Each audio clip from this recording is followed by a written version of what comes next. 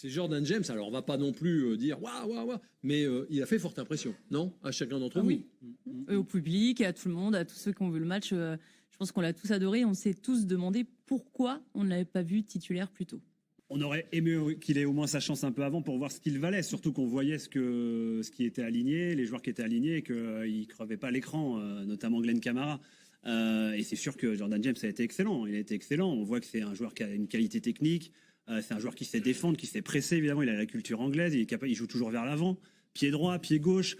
C'est un joueur de foot, quoi. C'est un joueur de foot. Et ça met effectivement une pierre dans le jardin de Julien Stéphan en se disant pourquoi il a préféré d'autres profils, peut-être des profils plus physiques, je ne sais pas, mais ça reste une énigme. Et on s'est très certainement privé d'un très bon joueur depuis les 3 derniers mois. Il y a un élément, moi, que j'ai entendu, alors ça vaut ce que ça vaut, mais peut-être que ce qui peut expliquer aussi ce choix, peut-être que c'est aussi une équipe de vestiaire à l'époque, en gros.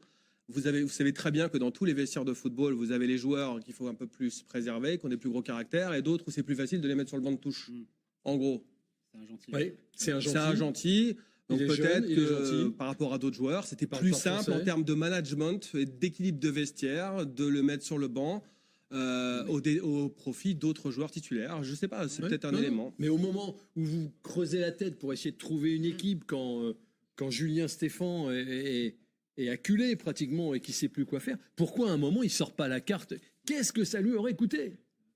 Puis quand on voit le nombre de passes qu'il fait vers l'avant et qu'il a plus de 90% de passes réussies sur son match, et c'est pas des passes vers l'arrière où on fait tourner, quoi. C'est des passes qui amènent vraiment de la dangerosité pour la défense de Saint-Etienne. C'est assez impressionnant. Et puis il était quand même peu de pertes de balles. S'il en perdait une, il allait la récupérer.